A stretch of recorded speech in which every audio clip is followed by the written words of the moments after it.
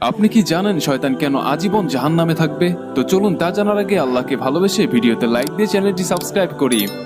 তো যখন কিয়ামতের পর আল্লাহ সুবহানাহু ওয়া তাআলা নেক ব্যক্তিদের জান্নাত এবং গুনাহগারদেরকে জাহান্নামে পাঠিয়ে দিবেন, তখন শয়তানকেও জাহান্নামে পাঠিয়ে দেওয়া হবে।